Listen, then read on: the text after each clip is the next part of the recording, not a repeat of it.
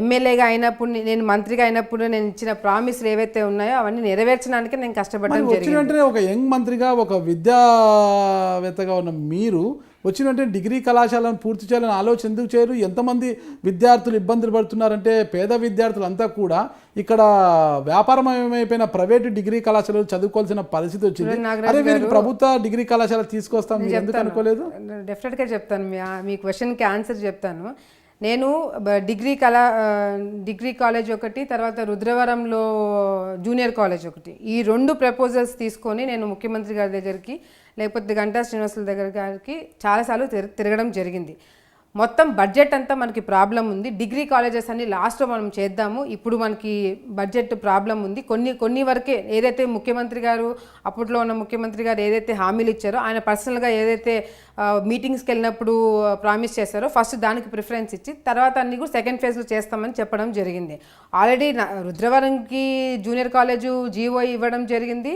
తర్వాత మీరు చెప్పినట్టు డిగ్రీ కాలేజ్కి కూడా జీవో ఇవ్వడం జరిగింది. అది కూడా సెకండ్ ఫేజ్లో ఆలగడ్డ లేకపోతే కూడా గంటా శ్రీనివాసులు గారితో నేను పర్సనల్గా మాట్లాడి ఈ విధంగా నాకు ప్రాబ్లం ఉంది, మా అమ్మ ఇచ్చిన ప్రామిస్, మా నాన్న ఇచ్చిన ప్రామిస్, ఇది నేను తప్పకుండా నేను తీసుకురావాలని చెప్పి సతీష్ చంద్ర గారి దగ్గర, లేకపోతే ఈయన దగ్గర, గంటా శ్రీనివాసులు గారి దగ్గర ప్రతిసారి లాస్ట్లో cabinet meeting, I think 2-3 last cabinet meetings తీసుకున్న డెసిషన్లో ఆలగడ్డ లిస్ట్లో ఇంక్లూడ్ చేయడం జరిగింది.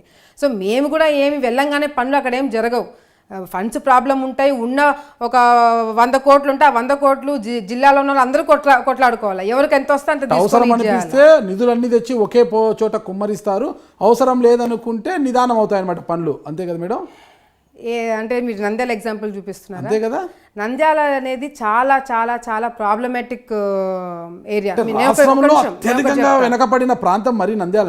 ఒక్క నిమిషం నేను చెప్పేదినండి. భూమా నాగిరెడ్డి గారు చనిపోయిన తర్వాత ముఖ్యమంత్రి గారు భూమా నాగిరెడ్డి మీద, ఆయన మీద ఉన్న అభిమానంతో ఆ రోజు ఆయన స్వయంగా చూసి, మిగతా నాయకులు ఎవరు అంత అప్పట్లో నంద్యాల ఎమ్మెల్యే ఉన్న శిల్పామోహన్ రెడ్డి వాళ్ళు వెళ్ళి ముఖ్యమంత్రి గారి దగ్గరికి వెళ్ళి ఈ విధంగా ఇంత సీరియస్గా ప్రాబ్లం ఉందని ఎప్పుడు చెప్పలేదు. ముఖ్యమంత్రి గారితో వాళ్ళు చాలా క్లోజ్గా ఉండినారు, చాలా పరిచయాలు ఉన్నాయి. ఎప్పుడు కూడా రోడ్ వైడింగ్ గురించి కానీ, లేకపోతే 10,000 మందికి ఇల్లు కట్టించారని దాని గురించి ఎప్పుడు వాళ్ళు మాట్లాడడం జరగలేదు. కానీ ఎప్పుడైతే భూమా నాగిరెడ్డి గారు వచ్చారో, భూమా నాగిరెడ్డి గారు వెళ్ళి అడగనగానే చేస్తారనుకుంటున్నారో, దానికోసం కూడా మేము కొట్లాడాల్సి వచ్చింది. మేము వెళ్ళి అడిగిన వెంటనే ఎవరు పనులు చేయడానికి అక్కడ సిద్ధంగా ఉన్నారు, అధికారుల వెంట తిరగాల్సి వచ్చింది, వాళ్ళని మేము బతిమాలాల్సి వచ్చింది, ముఖ్యమంత్రి గారికి మేము ఎక్స్ప్లెయిన్ చేయాల్సి వచ్చింది. తర్వాత ఉన్న నిధుల్లో ఎట్లా ఎవరికి అనేది అని మేము మిగతా మంత్రులు కానీ, లేకపోతే మిగతా ఎమ్మెల్యేలు కానీ వాళ్ళని కన్విన్స్ చేసుకొని ఇది చాలా ఇంపార్టెంట్ అని చెప్పి తీసుకురావడం జరిగింది. మీరు చెప్పినట్టుగా ఆ రోజు నంద్యాలలో చేయడానికి ముఖ్య కారణం కూడా ప్రజలందరూ కూడా చాలా ఇబ్బందులు పడుతున్నారు. ఆ టైంలో చేయకపోతే మళ్ళీ ఎప్పుడైనా జరగడానికి అవకాశం ఉండేదా నంద్యాలలో? ఇప్పుడు మీరు అడుగుతున్నారు, చేస్తే ఒక మాట అంటారు, చేయకపోతే ఒక మాట అంటారు. నంద్యాలలో భూమా నాగిరెడ్డి లాంటి ఒక వ్యక్తి చనిపోయిన తర్వాత ఆయన మీద అభిమానంతో చేయడం తప్పు కాదు కదా? చేశారు, నంద్యాల ప్రజలు బాగుపడినారు. అభిమానంతో చేయడం కాదు, ఎలాగైనా అది, ఎందుకంటే ప్రెస్టేజ్ అక్కడ గెలిచి తీరాలి, గెలవకపోతే అధికారంలో ఉండి కూడా సీటు కోల్పోతే అవమానమైన ఉద్దేశంతో అధికార యంత్రాంగాన్ని అంతా కూడా అక్కడ మోహరింపజేసి, రాష్ట్రంలో ఉంటే మంత్రివర్గాన్ని అంతా కూడా అక్కడే మోహరింపజేసి పనులు రాత్రింపగలు చకచకా కానించారు. అదే భూమా నాగిరెడ్డి గారు ఉన్నప్పుడు ఎందుకు అంత స్పీడ్గా చేయలేకపోయారు? అంత స్పీడ్గా అంటే భూమా నాగిరెడ్డి గారు మరణం తర్వాత వచ్చిన వేగవంతమైన చర్యలు అప్పుడు లేవా? నేను ఒకటి చెప్తాను చూడండి. భూమా నాగిరెడ్డి గారు చనిపోయిన తర్వాత మేము పార్టీలో ఉన్న, భూమా నాగిరెడ్డి గారు నేను పార్టీలోకి వచ్చిన తర్వాత శిల్పామోహన్ రెడ్డి వాళ్ళు ఇంకా పార్టీలో ఉండినారు. నేను అదే మీకు ఇందాక చెప్పినాను, ఏ పని చేయాలన్నా ఇది చేస్తే మేము అలుగుతాం, ఇది చేస్తే మేము వెళ్ళిపోతాం, అది చేస్తే మేము వెళ్ళిపోతాం. భూమా నాగిరెడ్డి గారు నేను పార్టీలోకి వచ్చేటప్పుడు ఎవరైనా స్వాగతించినారా మమ్మల్ని? ఎందుకు స్వాగతించలేదు? దీనిల కోసమే. ఈ పనులన్నీ జరిగితే ఎవరు మాకు ఇంపార్టెన్స్ ఇవ్వరు అనే ఒక ఉద్దేశంతో భూమా నాగిరెడ్డి గారు పార్టీలోకి వచ్చిన తర్వాత ఎక్కడ పనులు చేయించినారు? ఎక్కడ భూమా నాగిరెడ్డి గారిని ప్రశాంతంగా బతకనిచ్చినారు? ఒక్క పని, మున్సిపాలిటీలో ఒక పని కావాలంటే చైర్మన్ సంతకం పెట్టదు. చైర్మన్ సంతకం పెట్టమని ఏదైనా పైనుంచి ప్రెజర్స్ పెట్టిస్తే శిల్పామోహన్ రెడ్డి వాళ్ళు అలుగుతారు. ఎన్ని కష్టాలు పడ్డారని మీకు తెలీదా అండి? నంద్యాల ఎంత దరిద్రంగా ఉండేది. ఈరోజు ప్రశాంతంగా మీరు వస్తున్నప్పుడు చూసినారా రోడ్ వైడనింగ్ ఎంత బ్రహ్మాండంగా జరిగిందో? నంద్యాలలో ఉన్నన్ని రోజులు రోడ్ వైడనింగ్ ఎవరు చేశారంటే భూమా నాగిరెడ్డి గారి పేరు చెప్పుకుంటారు. అటువంటి పరిస్థితిలో ఈరోజు ఒక చిన్న గల్లీలో ఒక 2 మహిళలు తిరగాలంటే ఎంత ఇబ్బందికరంగా ఉండేది. అటువంటి ఈరోజు రోడ్ వైడనింగ్ బ్రహ్మాండంగా చేసినారు. ఎందుకంటే భూమా నాగిరెడ్డి గారు చివరి వరకు ఆయన చివరి కోరిక నంద్యాల అభివృద్ధి చేసినకపోతే అభివృద్ధి అయ్యేది కాదు. నేను అది కూడా చెప్తున్నా. భూమా నాగిరెడ్డి గారు చివరి కోరిక అందరిని కౌన్సిలర్స్ అందరినీ తీసుకొని పోయి ఇది జరగాల నాకు చివరి కోరిక అనేటట్టుగా ముఖ్యమంత్రి గారు అప్పట్లో ఉన్న చంద్రబాబు నాయుడు గారికి వెళ్ళి చెప్పుకున్నారు. ఎన్ని ఇబ్బందులు పడినారో అసలు రోడ్డు వైడనింగ్ కానానికి అవన్నీ కూడా చూసుకోవాలి కదా. ఇప్పుడు ఎలక్షన్స్ ఒకటే కారణం అని చెప్పింటే మరి కాకినాడలో చేసినారా ఆ విధంగా? ఒకవేళ గెలవాలని అనుకున్నప్పుడు కాకినాడలో చేసినారా? అట్లా లేదు కదా. కాకినాడలో మేయర్ ఎలక్షన్స్ కదా, ఏదైనా సరే అభివృద్ధి చేయాలి కదా అక్కడక్కడ. మేయర్ ఎలక్షన్స్ కి లోకల్ బాడీస్ కి అన్నీ ఇంపార్టెంటే నాగరాజు గారు. చిన్న సర్పంచ్ కూడా మనం అనుకుంటాము, ఎందుకంటే మా ఎలక్షన్స్ మమ్మల్ని క్వశ్చన్ చేస్తున్నారు కాబట్టి. లోకల్ బాడీ ఎలక్షన్ ఏదైనా ఇప్పుడు నంద్యాల ఎలక్షన్లో విన్ అయ్యి కాకినాడలో ఓడిపోతే ఏమంటారు? నంద్యాల చేశారు కాబట్టి కాకినాడలో ఓడిపోయినారని అనుకుంటారు. ఆడ టీడీపీకి ఏం లేదనుకుంటారు. నంద్యాలలో గెలిచినారా? మరి కాకినాడలో గెలిచినారా? అప్పుడు ఇవన్నీ కూడా చూసుకోవాలి కదా. అంటే దాని డెఫినెట్ గా డిఫరెన్స్ ఉంటుంది. నేను ఉండనని అనట్లేదు, కానీ దాన్ని బ్లేమ్ చేయడం వల్ల అది రాంగ్ డైరెక్షన్ లో వెళ్తుంది. నేను ఎందుకు చెప్తున్నానంటే డెఫినెట్ గా మీరు చెప్పినట్టుగా కూడా నంద్యాల ఉప ఎన్నికలు వచ్చినాయి కాబట్టి కొంచెం ఎక్స్ట్రాగా చేయడం కానీ లేకపోతే అది ప్రెస్టేజ్గా తీసుకోవడం కానీ జనరల్గా జరిగేదే. అది భూతత్వంలో పెట్టి చూసేంత తప్పు కాదని నేను అంటున్నాను.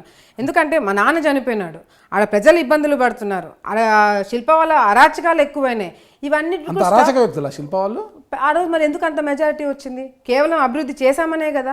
అంత అభివృద్ధి వాళ్ళు తెలుగుదేశం పార్టీలో ఉన్నప్పుడు ఎందుకు చేయలేకపోయినారు? 27,000 మెజార్టీ వచ్చింది కదా. 27,000 మెజార్టీ వచ్చినందుకే శిల్ప వాళ్ళ అరాచక వ్యక్తులు అయితే ఆళ్లగడ్డలో 37,000 మెజార్టీ గంగుల నానికి వచ్చినప్పుడు భూమా ఫ్యామిలీ ఇంకెంత పెద్ద అరాచక వాళ్ళు. మీరు చెప్పినట్టుగా నేను అన్ని అరాచకాలే చేశాను అనుకుందాము, వచ్చే ఎన్నికల్లో చూసుకుందాము. నేను నిజంగా అన్ని అరాచకాలు చేశానని మీరు బయట ఒక్క వ్యక్తితో అనిపించండి, నేను ఒప్పుకుంటా. రాజకీయ సన్యాసమే తీసుకుంటా నేను, అంతే అంటారా? ఇది బాగా ఊతమైపోయింది మేడం రాజకీయ సన్యాసం. నా సంగతి మీకు తెలియదులేండి, నేను అట్లా చెప్పి చేసేద్దాం కానీ మీరు పార్టీలకు సంబంధం లేకుండా నేను నా పార్టీ బీకే పర్సన్ అన్నారు శంకర్ నారాయణ మీద నేను గెలవకపోతే రాజకీయ సన్యాసం చేసుకుంటా. చూడండి వాళ్ళు చెప్పారు వీళ్ళు చెప్పారు, నా కాడికి వచ్చి చెప్తే నేను దానికి ఆన్సరబుల్ కాదు. వాళ్ళు చెప్పిన దానికి నేను చెప్తున్నా కదా. మీరు పార్టీలకి నేను చెప్పేదినండి, పార్టీలకి సంబంధం లేని వాళ్ళని ఒక కామన్ పర్సన్ పట్టుకొని నేను అరాచకాలు చేశానని మీరు ఎంక్వైరీ చేయండి. మరి అదే శిల్ప వాళ్ళు అరాచకాలు చేశారని మీరు చెప్పిస్తగలరా? నేను చెప్పిస్తా, ఇప్పుడు చెప్పిస్తా, తప్పకుండా చెప్పిస్తా. ఎంతమంది కౌన్సిలర్స్ మీద కేసులు పెట్టలేదా వాళ్ళు? భూమా నాగిరెడ్డి గారి మీద కేసులు పెట్టడం కరెక్టా? మీరు ఒప్పుకోండి, నేను ఇది చేస్తా. భూమా నాగిరెడ్డి గారి మీద కేసులు పెట్టడం కరెక్టా అండి? అన్యాయమనే చెప్తాను. అన్యాయమనే చెప్తారు. మరి అన్యాయం చేశారనే కదా. శిల్పా శిల్పాభవన్ రెడ్డి వాళ్ళే కదా, వాళ్ళే కేసులు పెట్టించి అంటారు. ఒక్కటి మేడం నాకు అర్థం కాలేదు, భూమా నాగిరెడ్డి గారు చనిపోయారని మీరు అంటున్నారు, భూమా నాగిరెడ్డి గారు చంపబడ్డారు అని ఆయన అభిమానులు ఈ రోజుకి అంటున్నారు, మీరేమంటారు? భూమా నాగిరెడ్డి గారిని చంపేంత ధైర్యము ఎవరికి లేదు. కాకపోతే ఏంటంటే శోభా నాగిరెడ్డి గారు చనిపోయి భౌతికంగా కాదు మెంటల్ గా హరాస్మెంట్ చేసి చంపేశారు. మెంటల్ గా హరాస్మెంట్ ఉంటది, మెంటల్ హరాస్మెంట్ ఉందని నేను కూడా చెప్తున్నాను. మెంటల్ హరాస్మెంట్ సందర్భంగా చంద్రబాబు నాయుడు గారు అంటే అక్కడ శిల్పా చక్రపాణి రెడ్డి వాళ్ళకి సహకరించడం లేదు, ఈయన హాస్పిటల్గా పరిమితం అయిపోయి ఈయన సహకరించడం లేదని ఇక్కడ నుంచి చాలామంది వెళ్ళి కంప్లైంట్ చేస్తే ఒక హాస్పిటలైజేషన్లో ఉన్న భూమా నాగిరెడ్డి గారిని మేఘాల మీద అమరావతి పిలిపించుకొని మాట్లాడి అక్కడ ఆయన మందలించి హాస్పిటల్లో ఉన్న నేను ట్రీట్మెంట్ తీసుకోవాలన్నా వినిపించకుండా అవన్నీ అవసరం లేదు, అవసరమైతే నీకు అక్కడికి హాస్పిటల్ పిలిపించి చికిత్స చేస్తా, నువ్వు ఖచ్చితంగా పని చేసి తీరాలి లోకల్ అని చంద్రబాబు నాయుడు గారు అంటే మా నాన్న సరే అని తలూపి వెళ్ళిపోతారా? చంద్రబాబు నాయుడు గారు ఒత్తిడి చేయడం వల్లే ఆ ఒత్తిడి భరించలేకే మీ నాన్నగారిని డాక్టర్ గారు మద్యం తీసుకోవద్దు స్మోకింగ్ చేయవద్దన్నా కూడా ఆ ఒత్తిడితో అవి తీసుకోవడం వల్లే ఆయన ఒత్తిడి భరించలేక చనిపోయారు. ఆ నెపాన్ని తుడిపి వేసుకోవడానికి ఆ పాపాన్ని కడిగేసుకోవడానికి చంద్రబాబు నాయుడు గారు ఇక్కడికి వచ్చి పాడమోశారు, బరియల్ గ్రౌండ్ వరకు వచ్చారు అని ఆయన అభిమానులు. నేను అక్కడితో మీరు ఆపేయండి, ఎందుకంటే నేను చెప్తాను చూడండి, ఒకవేళ నిజంగా చంద్రబాబు నాయుడు గారు ప్రెషర్ పెట్టి మా నాన్నని పంపించినా మా నాన్న వెళ్ళినా నేను తెలుగుదేశం పార్టీలో ఉండేదని కాదు. మా నాన్న ఆ కారణానికి చనిపోయి ఉంటే మాత్రం నేను తెలుగుదేశం పార్టీలో ఉండేదని ఎందుకు లేదు? అంటే ఇంకా రూలింగ్ పార్టీలో ఉంటేనే భూమా కుటుంబం ఉండగలుగుతారు, లేకపోతే ఎందుకు వెళ్ళలేదు? అప్పటికే పార్టీ మారారు అంటే మేము సర్వైవ్ కాలేమా? మీరు చెప్పండి, సర్వైవ్ కాలేమా? అధికారంలో ఎవరైనా సర్వైవ్ అవుతారు, అధికారం లేకపోతే అంటే మేము ఇన్ని సంవత్సరాలు సర్వే కాలేదా? భూమా నాగిరెడ్డి గారు, శోభా నాగిరెడ్డి గారు, భూమా నాగిరెడ్డి గారు ఉన్నారు, ఇప్పుడు ఇద్దరు లేరు, బ్యాక్ బోన్ లేరు. లేదని ఎందుకు అనుకుంటున్నారు? భూమా నాగిరెడ్డి గారు, శోభా నాగిరెడ్డి గారు లేరని మీరు ఎందుకు అనుకుంటున్నారు? మరి భూమా నాగిరెడ్డి గారు, శోభా నాగిరెడ్డి గారు లేకపోవడం వల్ల ఈరోజు భూమా ఫ్యామిలీ కంచుకోటగా ఉన్న ఆళ్ళగడ్డ అనేది ఈరోజు గంగుల పరమైంది. గంగుల పరం కాలేదండి అది. ఈరోజు జగన్మోహన్ రెడ్డి గారు 175 కాన్స్టిట్యున్సీలో డైరెక్ట్గా కంటెస్ట్ చేసినంత రిజల్ట్స్ వచ్చినాయి. ఇవన్నీ కూడా సరే ట్యాంపరింగ్ జరిగిందా లేకపోతే ఇంకోటి జరిగిందా అనే డిస్కషన్ నేను తీసుకురాను, ఎందుకంటే అది వేరే చర్చకు వదిలేద్దాము. ఈరోజు రిజల్ట్స్ని బట్టి మాట్లాడితే తెలుగుదేశం పార్టీ చాలా పర్ఫెక్ట్గా చేస్తుంది, లేదా మేము చాలా పర్ఫెక్ట్గా చేసామని నేను అనట్లేదు, తప్పులు జరిగినాయి.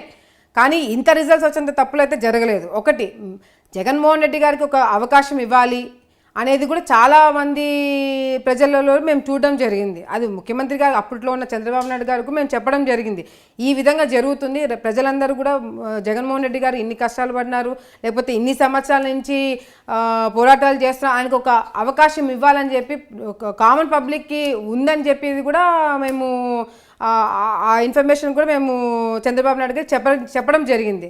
సో ఇవన్నీ కూడా ఒక మార్పు చూడాలి, ఒక చేంజ్ రావాలని చెప్పి ఉద్దేశంతో ప్రజలే ఓట్లు వేశారని కూడా మేము అనుకుంటున్నాం. ఓకే, ప్రజలు అందుకే ఓట్లు వేశారు. ఓకే, ఓటమి అనేది గెలిపోవడం సహజమే రాజకీయాల్లో. ఓటమిని ఎవరైనా కూడా అంగీకరించాలి దాన్ని. అయితే అఖిలప్రియ గారు అంగీకరించలేదు. నాని గెలుపే కాదు, అది గెలుపని నేను అనుకోను. జగన్మోహన్ రెడ్డి గారు గెలిచారని చెప్తున్నా కదా. ఎలా అంటారంటే 2014లో మీ నాన్నగారు గెలిచింది కాబట్టి అందరూ గెలిచింది కాబట్టి అప్పుడు జగన్మోహన్ రెడ్డి గారి వల్ల గెలిచారంటారా?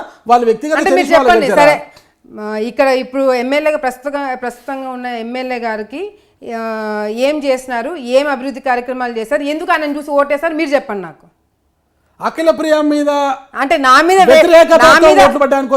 మరి ఆర్కే వీళ్ళు ఉన్నారు కదా, జనసేన వాళ్ళు ఉన్నారు కదా, వాళ్ళకి ఎందుకు ఓట్లు పడలేదు? ప్రత్యామ్నాయంగా వాళ్ళని చూసుకున్నారు, వైఎస్ఆర్సీపీ ప్రత్యామ్నాయ పార్టీ ఇక్కడ వైసీపీని చూసుకున్నారు, జనసేనను చూసుకున్నారు. నాగరాజు గారు, నేను ఒకటి చెప్తున్నా చూడండి, నన్ను బాగానే ప్రవోక్ చేస్తున్నారు మీరు.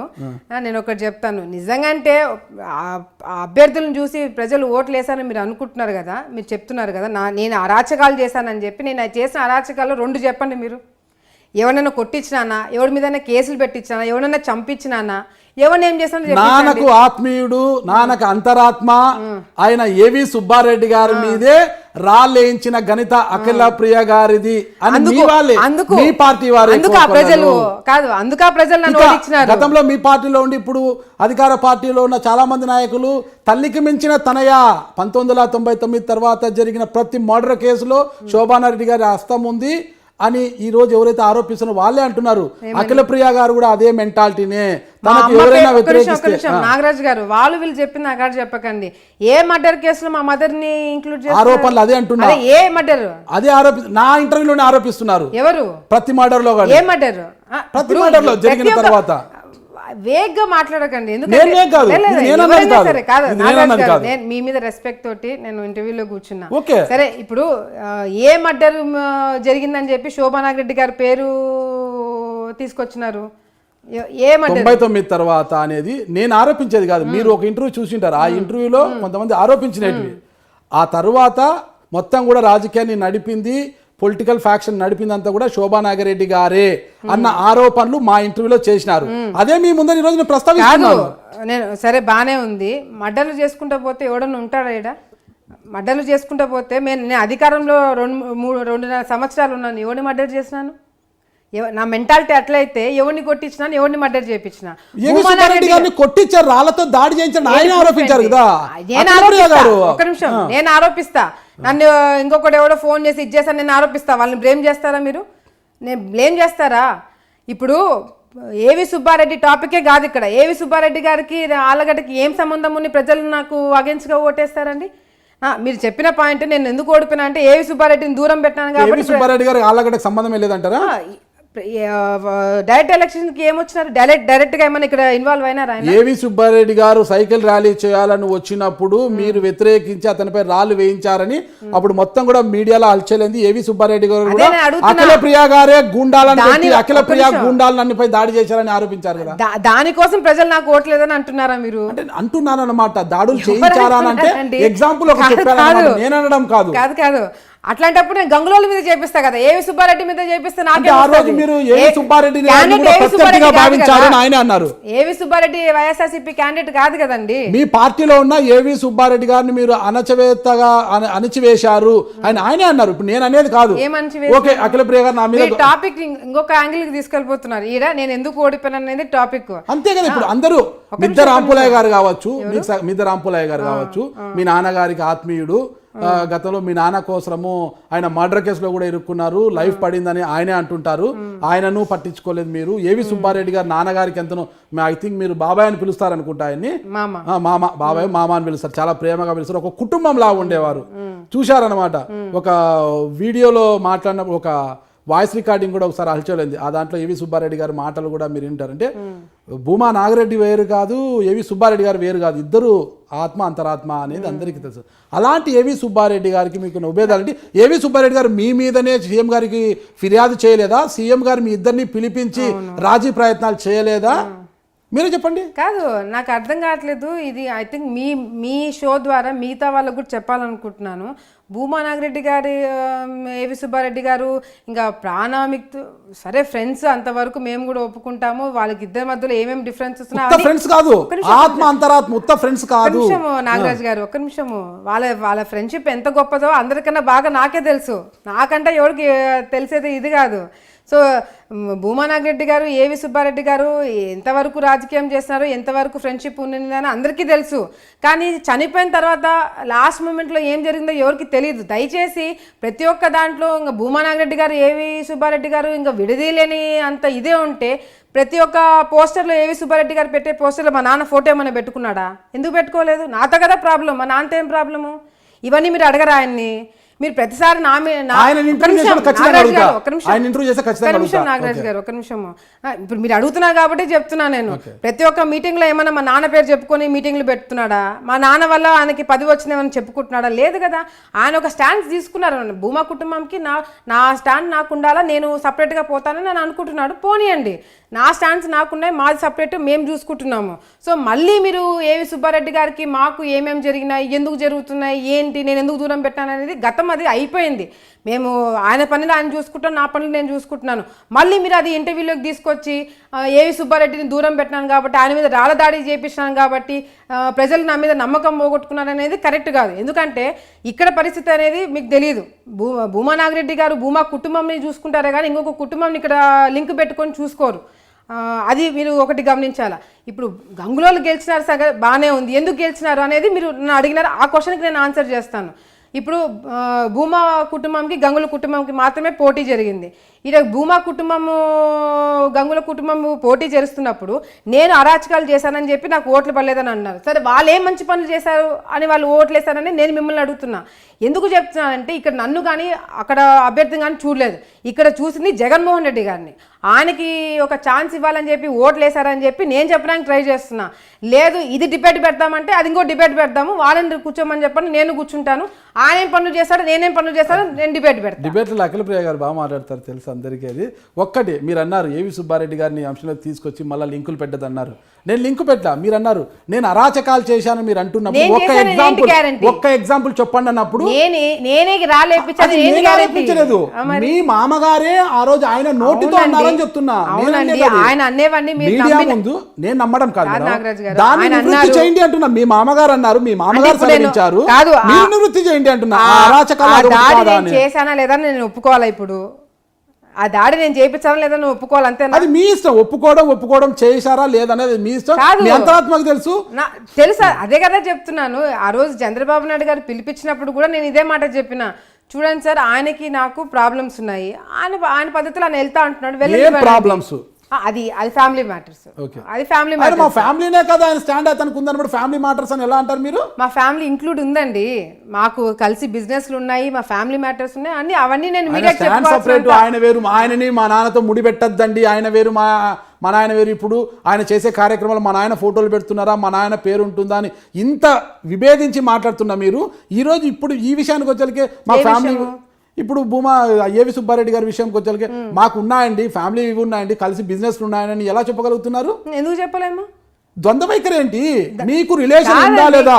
ఏ రెడ్డి గారితో రిలేషన్షిప్ లేదండి. ఆయన వేలో ఆయన వెళ్తున్నాడు, మా వేలో మేము వెళ్తున్నాం. ఆయన రాజకీయం అయింది, మా రాజకీయం చేస్తామంటారు. బిజినెస్లు చేస్తామని కాదు నాగరాజు గారు, మీరు దీన్ని ట్విస్ట్ చేయకండి. ఆల్రెడీ ఎగ్జిస్టింగ్ బిజినెస్లు ఉన్నాయి. మా నాన్నగారు కానీ ఆయన కానీ కలిసి పెట్టిన బిజినెస్లు ఉన్నాయని చెప్తున్నాను. దానికి మేము పర్సనల్గా మేము మాట్లాడుకునేవి నేను మీడియాకి వచ్చి చెప్పాల్సిన అవసరం నాకు లేదు కదా. మీ నాన్నగారు ఆయన కలిసి పెట్టిన బిజినెస్ ఇప్పటికీ కూడా రన్నింగ్ లో ఉన్నాయి, ఆన్ గోయింగ్ లో ఉన్నాయా? అవును ఉన్నాయి. ఎవరు చేస్తున్నారు దాన్ని? ఎవరు ఫాలో చేస్తున్నాము? మరి ఇప్పుడు మీ మధ్య టర్మ్స్ లేనప్పుడు ఇద్దరు కలిసి ఎలా చేస్తారు? ఇప్పుడు మా మధ్యన మీరు పంచాయతీ చేస్తారా? నేను పంచాయతీ అంత మీరు ప్రాబ్లం సాల్వ్ చేయగలిగితే మీరు అడగండి. మేము బిజినెస్ చేసుకుంటామా, మేము కొట్లాడుకుంటాం అనేది మా పర్సనల్. అది ఆల్రెడీ అయిపోయింది. ఒక రాజకీయ క్షేత్రంలో ప్రజాక్షేత్రంలో ప్రజల మధ్య ఉన్నప్పుడు మీ పర్సనల్ ప్రజలకి ఏమైనా ఇబ్బంది పెడుతున్నామా? ఎవరు ప్రజలకి ఏమైనా ఇబ్బంది? ఆ రోజు రాళ్ల దాడి జరిగినప్పుడు ప్రజలు ఇబ్బంది పడ్డారు కదా, ఎవరి మీద ఏ రాయి తెలియక. అంటే నేను రాళ్ళ దాడి కాదు, రాళ్ల దాడి ఎవరి మీద జరగచ్చు? నాకు సంబంధం లేదు కదా. మీ మీద జరగచ్చు, అతని మీద జరగచ్చు. ఒక రాజకీయ క్షేత్రంలో ఉన్నప్పుడే ఇలాంటి సంఘటనలు జరుగుతాయి. అప్పుడు రాజకీయ నాయకుల మీద ఎలాంటి సంఘటనలు జరిగినా కూడా ఇబ్బంది పడేది ప్రజలే, సామాన్యమైన. ఒక రాయి అటుగా వెళ్తున్న ఒక పాదచారుడు కావచ్చు, ద్విచక్ర వాహన చోదకుడు కావచ్చు, ఎవరి మీదైనా పడే అవకాశం ఉంటుంది. ఎవరి వల్ల జరుగుతుంది? ఇప్పుడు ఒక ఇంట్లో ఉన్న ఒక గృహిణి కావచ్చు, ఒక కావచ్చు, వాళ్ళ వల్ల గొడవలు. ఆ క్వశ్చన్ నాకు ఎట్లా అప్లికేబుల్ అంటున్నాను. మీరు చెప్తున్నా నేను చేశాను. ఇప్పుడు నాన్నగారు బిజినెస్ కలిపి చేస్తున్న మీ మామగారే సెలవు ఇచ్చారు. అక్కడ మంత్రి అఖిల ప్రియ గారు చెప్పిందంత నిజమనా? ఆయన చెప్పినంత నిజమని మీరు నేను అడుగుతున్నా మేడం మిమ్మల్ని. అంటే ఏం చెప్పాలా నాగరాజు గారు? అంటే నేను చేశానని చెప్పాలా, చేయలేదు ఇప్పుడు ఒప్పుకోవాలా మీ షోలో? నేను అరాచకాలు అన్నప్పుడు ఆయన ఇలా ఆరోపించాడు కదా, అదొకటి. ఎన్నికల సమయంలో అహోబిలం దగ్గర చాలా మంది ఆరోపణలు చేశారు, ప్రూవ్ చేసేదానికి ఏముందని అడుగుతున్నా నేను. అహోబిలంలో జరిగిన సంఘటన కావచ్చు, ఆ గంగుల కుటుంబ సభ్యుల మీద మీ వర్గీయులంతా దాడి చేశారు. ఎట్లా గంగుల కుటుంబ సభ్యుల మీద మీ వర్గీయులంతా దాడి చేశారు. మీ భర్త భార్గవ్ గారి మీద అటెంప్ట్ టు మర్డర్ కేసు కూడా నమోదైంది. మీ కుటుంబ సభ్యుల మీద కూడా కేసు నమోదు చేశారు. గంగుల వాళ్ళ మీద మేము వెళ్ళి అటాక్ చేసినాము, అందుకు వాళ్ళు మా మీద కేసులు పెట్టినారా? అది మీకు వచ్చిన ఇన్ఫర్మేషన్? అంతే మేడం అని అనుకుంటున్నాను నేను కూడా. నాకు అదే ఇన్ఫర్మేషన్ వచ్చింది మేడం. అదే ఇన్ఫర్మేషన్ వచ్చింది కదా. మీరు ఒకసారి వెళ్ళి మీరు ఆ వీడియోస్ చూడండి.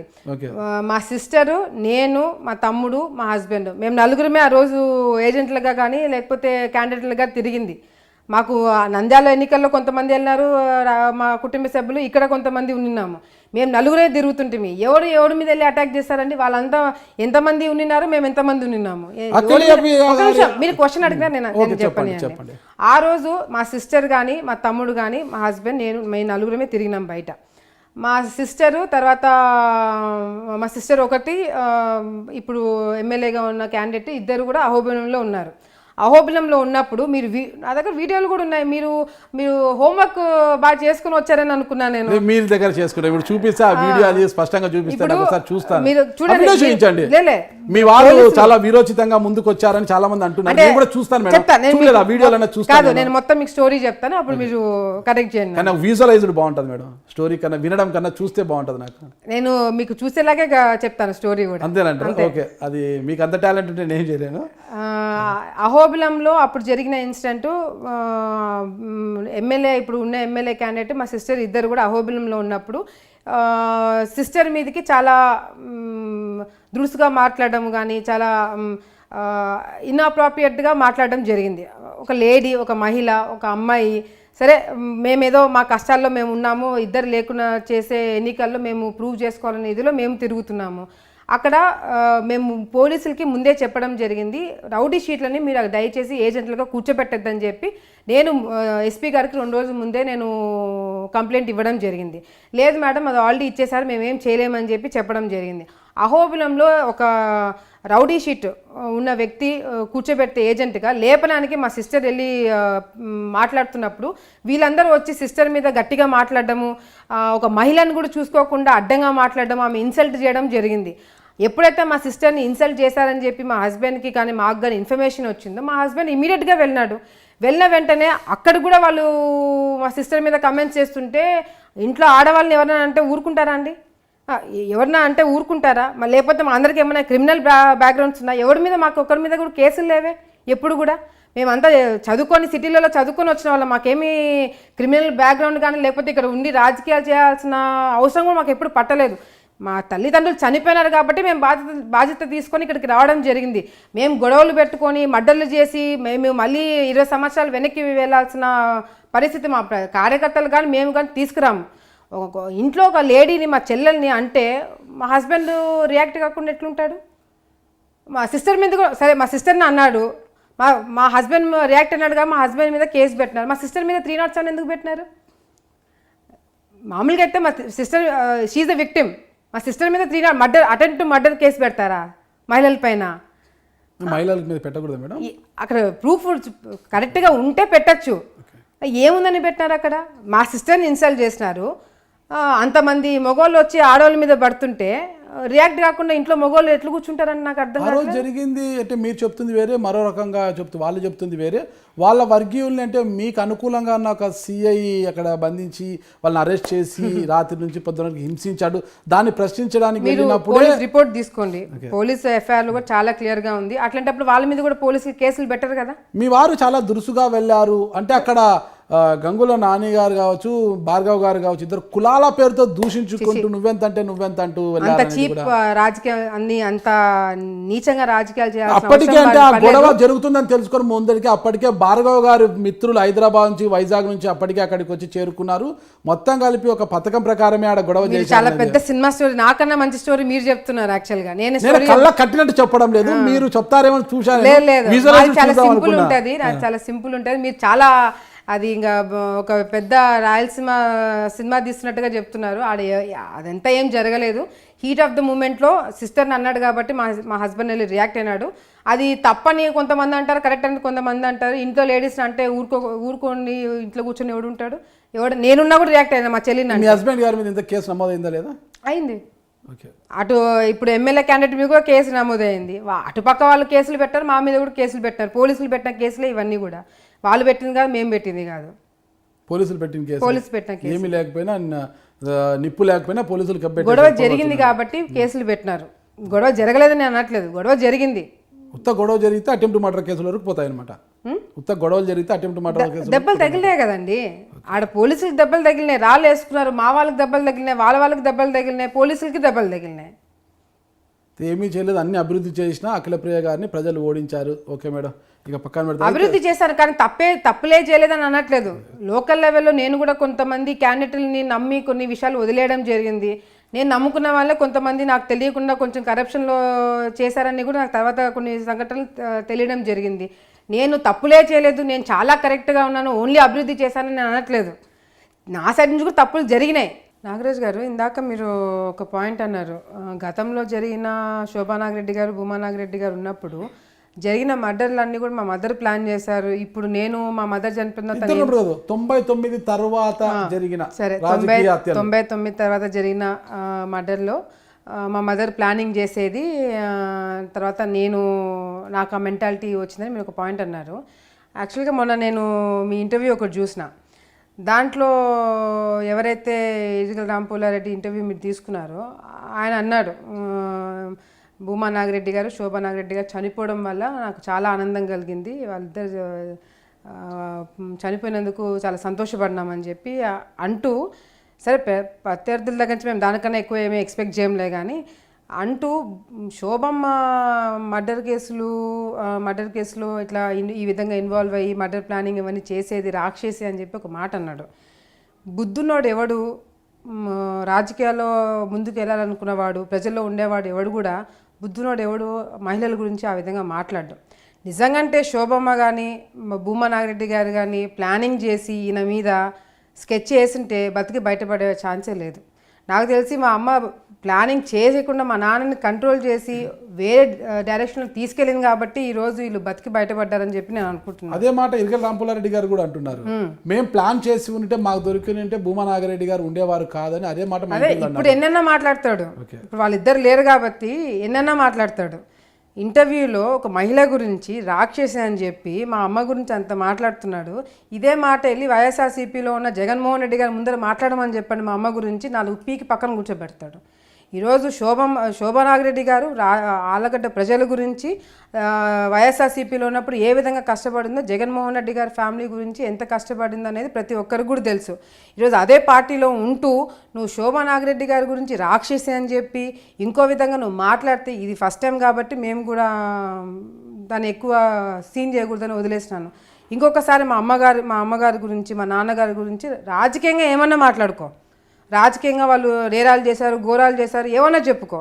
అంతేగాని రాక్షసి ఇట్లా వ్యక్తిగతంగా విమర్శలు చేస్తే మాత్రం మేము కూడా ఊరుకునే ప్రసక్తి లేదు.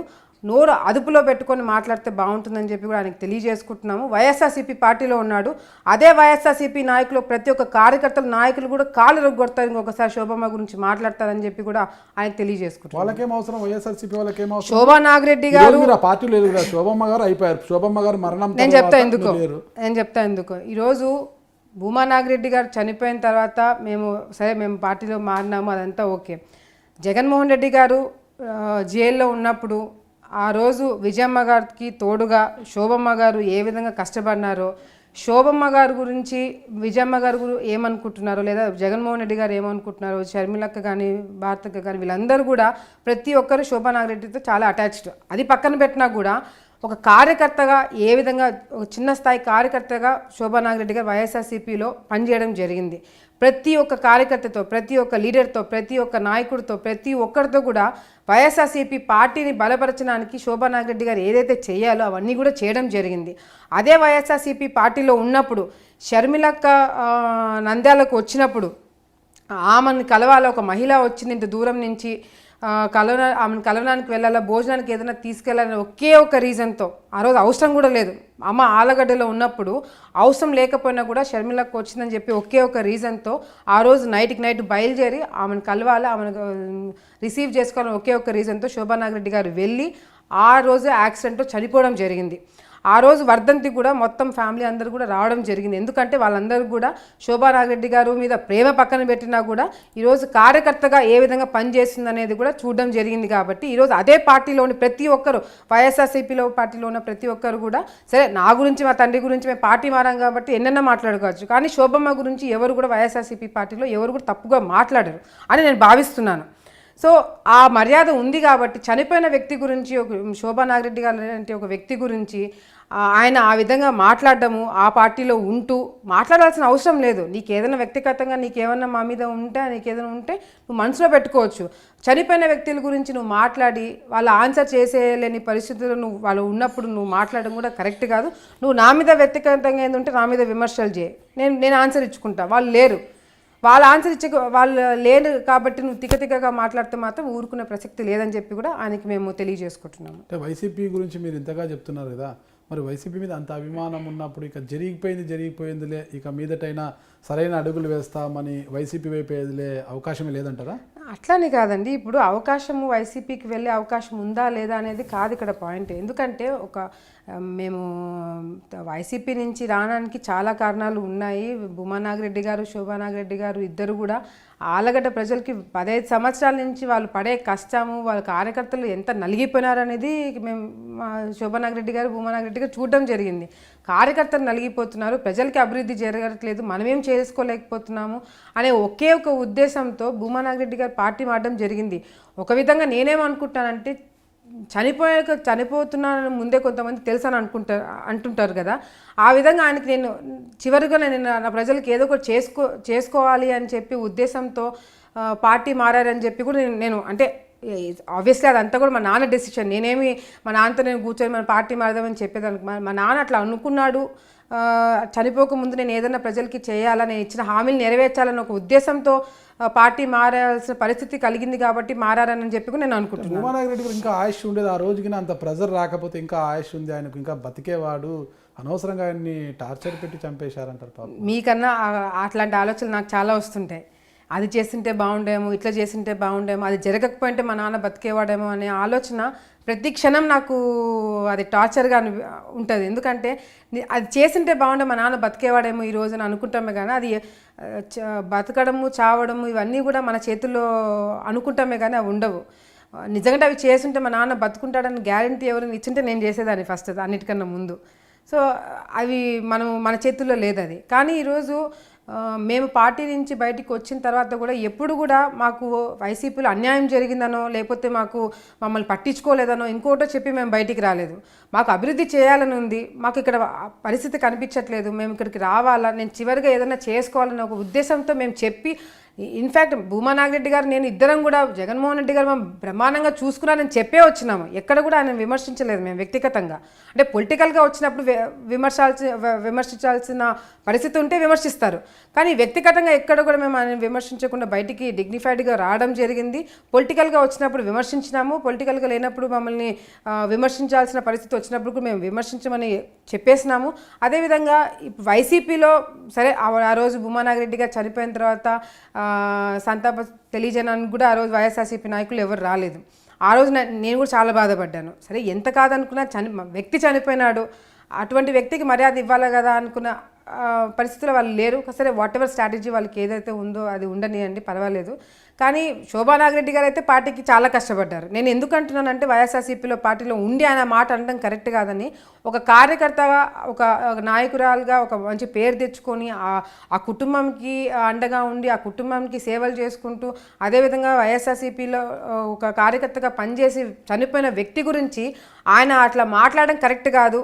అది చుట్టుపక్కల వాళ్ళు కూడా అది హర్షించదని చెప్పి కూడా నేను అనుకుంటున్నాను. ఓకే, ఒక్కటి ఫైనల్గా ఒకటే చెప్పండి మేడం. ఈరోజు భూమా శోభా నాగిరెడ్డి గారు బతికి ఉంటే ఈరోజు వైఎస్ఆర్సీపీ అధికారంలోకి వచ్చింది కదా, అమ్మగారి పొజిషన్ ఎలా ఉండేదంటారు? అది నేను చెప్పడానికి లేదండి, డెఫినెట్గా మంచి పొజిషనే ఉండేది. ఎందుకంటే జగన్మోహన్ రెడ్డి గారు కానీ, భారతక్క కానీ, షర్మిలక్క కానీ, లేకపోతే విజయమ్మ గారు ప్రతి ఒక్కరు కూడా అమ్మకి చాలా ఇంపార్టెన్స్ ఇచ్చేవాళ్ళు. అదేవిధంగా ఆమె కష్టపడేది. అంటే కేవలం ఒక పనే కాకుండా పార్టీలో ఉన్న ప్రతి ఒక్కటి కూడా ఆమె చేసుకుంటూ వచ్చేది. కాబట్టి డెఫినెట్గా పార్టీ పవర్లోకి వచ్చినప్పుడు ఎవరైతే కష్టపడ్డారో వాళ్ళందరికీ కూడా మంచి పొజిషన్స్ ఇవ్వడం జరుగుతుంది. తప్పకుండా అమ్ముంటే కూడా మంచి పొజిషన్లో ఉండేదని కూడా మేము అనుకుంటున్నాం. అందరూ కూడా ఈరోజు శోభా నాగిరెడ్డి బతికి ఉంటే ఆవిడే హోంమంత్రి అయ్యేవారు, డిప్యూటీ సీఎం కమ్ హోంమంత్రి ఆవిడే అయ్యేవారు. ఉండిండొచ్చు అనిపించిందా అమ్మ ఉండింటే కనీసం? డెఫినెట్ అమ్మ ఉండింటే బాగుండేదని మంత్రివర్గ కూర్పు చూసినప్పుడు అమ్మ ఉంటే ఖచ్చితంగా ఈ మంత్రివర్గంలో ఉండేవారు. డెఫినెట్గా అనిపించింది. డెఫినెట్గా చాలాసార్లు నేను కార్యకర్తలు ప్రజలు ప్రతి ఒక్కరు నాకు తెలిసి వైఎస్ఆర్సీపీలో ఉన్న వాళ్ళు కూడా అనుకుంటారు, డెఫినెట్గా అనుకున్నారు. అమ్మ లేని లోటు అప్పట్లో నాకు తెలిసి వైఎస్ఆర్సీపీకి కూడా ఉన్నింది, మాకు ఉన్నింది. మేము కూడా పార్టీకి కష్టపడినాం. భూమా నాగిరెడ్డి గారు ఆయన కూడా జగన్మోహన్ రెడ్డి గారికి అండగా ఉండడానికి చాలా విధాలుగా ప్రయత్నించినారు, ఉన్నారు కొద్ది వరకు కూడా. సో ఎప్పుడైతే తప్పలేని పరిస్థితి ఉందో అది జగన్మోహన్ రెడ్డి గారికి తెలుసు, వాళ్ళ ఫ్యామిలీ మెంబర్స్కి అందరికీ తెలుసు. తప్పలేని పరిస్థితిలో బయటికి రావాల్సి వచ్చింది కాబట్టి వచ్చినామే, కానీ లేకపోతే వ్యక్తిగతంగా అయితే మాకు ఎటువంటి డిఫరెన్సెస్ లేవు. ఓకే, కనీసం మిద్ద రాంపులే గారు మీ నాన్నకి ఆత్మనే ఆయన వచ్చినా కూడా ఆయన ఎవరో తెలియనట్టుగా మీరు మాట్లాడారు అనేది కూడా లేదు, అది వాస్తవం కాదు. ఓకే, అది వాస్తవం కాదు. మిద్ద రాంపులే గారికి మీ హాయంలో ఎలాంటి ప్రయోజనాలు జరిగాయంటారు? ఏం జరిగా నాకు తెలియదు కానండి, నేను వచ్చిన వాళ్ళకన్నిటి కూడా నన్ను అది నాకు క్లోజ్ ఉన్న వాళ్ళు కానీ, నాకు పరిచయం లేని వాళ్ళు కానీ, నాకు లోకల్గా వచ్చే పబ్లిక్ కానీ ఎవడైనా నా దగ్గరకు వచ్చి నాకు పనులు అడిగినా కూడా నేను చేసి పెడతాను. ఒకవేళ ఏదైనా కొన్ని కారణాల వల్ల జరగకపోయిండొచ్చు, కానీ లేకపోతే మాత్రం నేను వచ్చిన ప్రతి ఒక్క పర్సన్ని కూడా కూర్చోబెట్టి పరిస్థితి ఏందో కనుక్కొని వాళ్ళ పనులు చేయడం కూడా జరిగింది. అందరినీ కలుపుకుపోవడంలో విఫలమయ్యారు అఖిలప్రియ గారు. అందరినీ కలుపుకుపోయింటే అటు ఏవి సుబ్బారెడ్డి గారిని కావచ్చు, అప్పట్లో ఇరగల రాంపులారెడ్డి గారిని కూడా పార్టీ మారుకోకుండా ఏమైనా నిలుపుదలు చేసుకుంటే బాగుండేది. ఇక మిద్ద రాంపుల ఇలాంటి వారంతా కూడా కలుపుకొని పోయి ఉంటే విజయము ఖచ్చితంగా వరించేది. ఎవరు గ్యారంటీ ఇస్తారు? వారే గ్యారంటీ ఇచ్చేవారేమో. మీరు అందరినీ నాకు గ్యారంటీ ఇస్తారులే, నాకు ఎవరు గ్యారంటీ ఇచ్చేవాళ్ళు? వీళ్ళందరినీ కలుపుకొని పోయింటే నేను గెలిచేదాన్ని. వాళ్ళే గ్యారంటీ ఇచ్చేవాళ్ళు. నాకు గ్యారంటీ ఇచ్చే వాళ్ళు లక్షల మంది ఉంటారు. వీరు గ్యారంటీ ఇస్తే నేను ఎట్లా నమ్ముతాను? ఇప్పుడు నేను ఓడిపోయినాను కాబట్టి ఇవన్నీ చెప్పొచ్చు. నేను గెలిచింటే వీళ్ళందరూ దూరం పెట్టి మంచి పని చేసేవాళ్ళు. టీడీపీలో ఉన్న ఇరిగల రాంపులారెడ్డి గారు ఎందుకు పార్టీ మారాల్సి వచ్చింది అంటే, చూడండి, ఇరిగల రాంపులారెడ్డి వాళ్ళు కానీ లేకపోతే గంగులోలు కానీ మేము కానీ ఒకే పార్టీలో ఎప్పుడు కూడా లేము. ఇది ఫస్ట్ టైం నాకు తెలిసి ఈ పరిస్థితి రావడం. అది కూడా చంద్రబాబు నాయుడు గారు అందరిని కలుపుకొని పోవాలని వాళ్ళకి చెప్పినారు, మాకు చెప్పినారు. కాబట్టి చాలా రోజుల వరకు వాళ్ళు కూడా పార్టీలో ఇరిగల రాంపులారెడ్డి గారు భూమా నాయుడు గారు ఒకే పార్టీలో అదే చెప్తున్నా. చంద్రబాబు నాయుడు గారు అందరిని కలుపుకొని పోవాలని చెప్పారు కాబట్టి చాలా రోజుల వరకు కూడా మేము ఒకే పార్టీలో ఉండడం జరిగింది. లేకపోతే ఇటువంటి పరిస్థితి నాకు తెలిసి ఇంతకు ముందు కూడా ఎప్పుడు లేదు. ఒకే పార్టీలో మేము అందరం కూడా ఉండడం. సో గంగులోలు వెళ్ళిపోయిన తర్వాత వీళ్ళు ఉండిపోయినారు కొన్ని రోజులు, తర్వాత వీళ్ళు కూడా వెళ్ళిపోయినారు. ఓకే, ఈ అభివృద్ధి ఇవన్నీ మీరు చేశారు, ఏదైనా చిన్న చిన్న తప్పుల వల్ల మీరు ఓడిపోయారు అనేది పక్కన పెడితే మరో రకంగా మరో శాతం కూడా కొంతవరకు ఇది తోడైంది అంటారు. మీ భర్త భార్గవ్ గారు కాపు సామాజిక వర్గానికి చెందిన వారు కావడంతో ఇక్కడ ఆళ్ళగడ్డ అంటే రెడ్డి సామాజిక వర్గం ఎక్కువ అధికంగా ఉంటారు, వాళ్ళ డామినేషన్ ఎక్కువ ఉంటుంది. అంటే భార్గవ్ గారు ఎక్కువ కాపులకు ప్రాధాన్యత ఇవ్వడం వల్ల రెడ్లు మీకు పెద్దగా అనుకూలంగా పని చేయలేదు, ఈ కారణంగానే ఓడిపోయారు. మిగతా కాన్స్టిట్యున్సీలో జిల్లాలో ఎక్కడ కూడా కర్నూలు జిల్లాలో ఒకటి సీటు కూడా రాలేదు కదా తెలుగుదేశం పార్టీకి. దానిలో కారణం అవన్నీ పక్కన పెడితే ఆళ్ళగడ్డ అంటేనే భూమా నాగిరెడ్డి గారి అడ్డా ఇది. ఇక్కడ అఖిలప్రియ గారు ఓడిపోతారు, భూమా కుటుంబం నుంచి ఓటమి వస్తుంది అనేది ఎవరు అనుకోలేదు. ఎందుకు అనుకోలేదు? అరాచకాలు చేశాను అని అంటున్నారు. నేను అదే కదా, అలాంటిది ఓడిపోయారు కాబట్టి ఇవన్నీ వస్తున్నాయి అనేది అంటున్నా కదా. భూమా కుటుంబం నుంచి ఓటు వస్తుంది, ఎవరు అనుకోరు ఓటమిని. చూడండి, ఇవన్నీ వచ్చాయి కాబట్టి ఇవన్నీ వినిపిస్తున్నాయి. నా పర్సనల్ నా మ్యారేజ్ కానీ, నేను ఎవరిని చూస్ చేసుకుంటాను కానీ, నేను క్యాస్ట్ని బట్టి చూస్ చేసుకోవాలా లేకపోతే ఇక్కడ రెడ్లు నేను జనరల్గా చెప్తున్నా. సో నేను సరే మా హస్బెండ్ కాపు కావడంతో ఇక్కడ వీళ్ళందరూ రియాక్ట్ అయినారు, లేకపోతే వీళ్ళందరూ రెడ్లు నాకు చేయలేదనే దానికి ఆ కారణం అని నేను అనుకోవట్లేదు. ఎందుకంటే నేను ఇందాక చెప్పినట్టుగా కూడా జగన్మోహన్ రెడ్డి గారికి ఒక అవకాశం ఇవ్వాలి, ఆయనను ముఖ్యమంత్రిగా చూసుకోవాలనో లేకపోతే ఒక అవకాశం ఇవ్వాలని చెప్పి చాలామందికి ఉండిండొచ్చు, ఉంది కాబట్టి ఈ రిజల్ట్స్ వచ్చాయని చెప్పి నేను అనుకుంటున్నాను. ఒకటి, మా హస్బెండ్ కాపులందరూ పక్కకు తీసుకురావడము.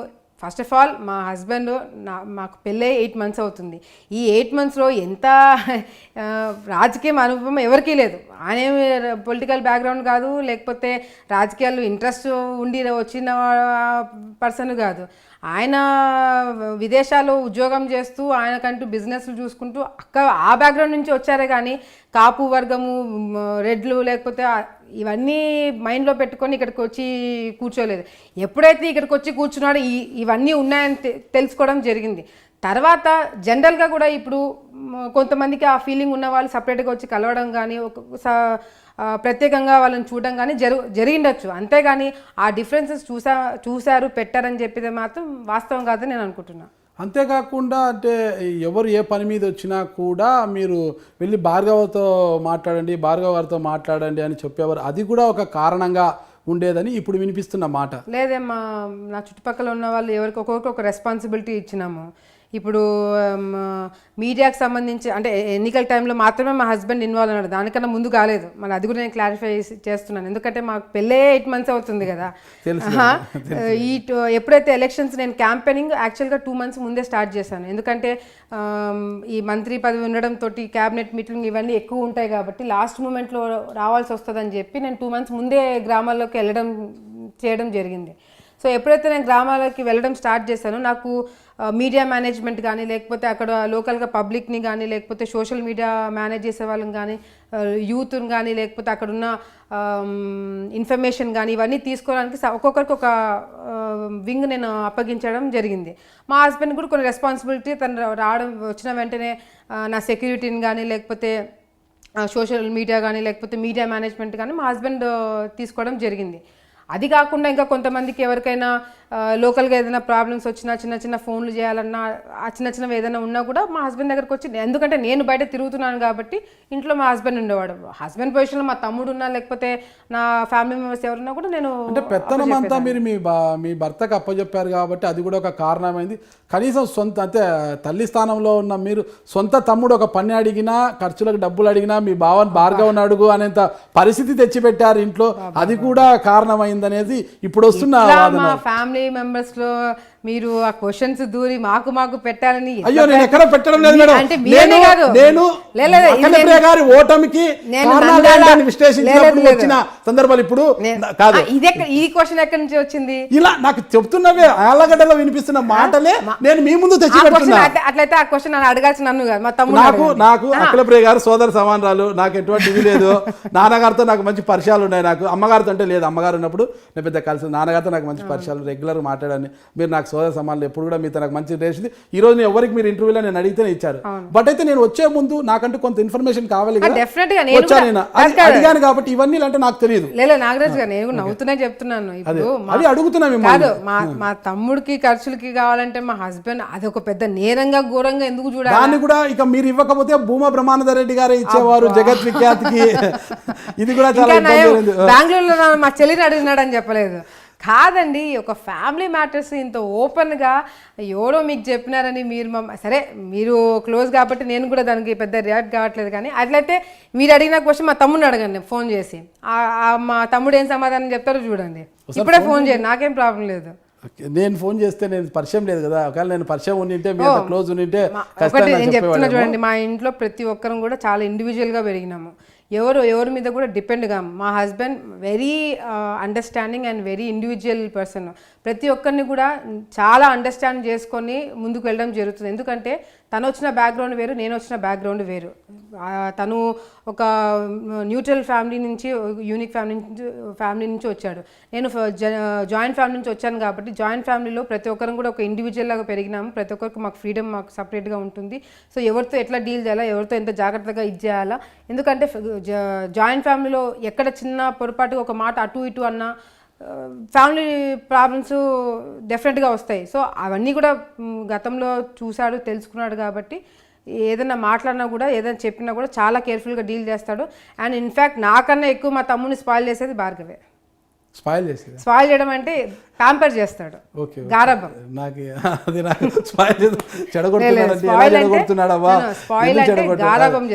స్పాయిల్ అనేది రెండు రకాలుగా అనుకోవచ్చు, మంచిలో స్పాయిల్ ఉంటుంది, చెడులో కూడా. నేను కొంచెము తమ్ముడిని కొంచెం స్ట్రిక్ట్ గా పెట్టాలా చదువు ఇది, ఎందుకంటే అఫ్ కోర్స్ మీరు ఇందాక చెప్పినట్టుగా కూడా మదర్ ప్లేస్లో ఉన్నాను అనే భావన నాకు ఉంది కాబట్టి కొంచెం నేను కంట్రోల్ చేయాలని చూస్తాను. తన ఖర్చులు కానీ, తన ఇదులు కానీ, చదువు కానీ, వెళ్ళడం కానీ, బయటికి వెళ్ళడం కానీ, నైట్ టైమ్స్ అవన్నీ కొంచెం కంట్రోల్ చేయాలని చేస్తాను. హస్బెండ్ మాత్రం కొంచెం ఫ్రీ హ్యాండ్ ఇస్తుంటాడు. అంటే లేదు ఈ ఏజ్ కదా. బాగా క్లోజ్ ఉంటారా?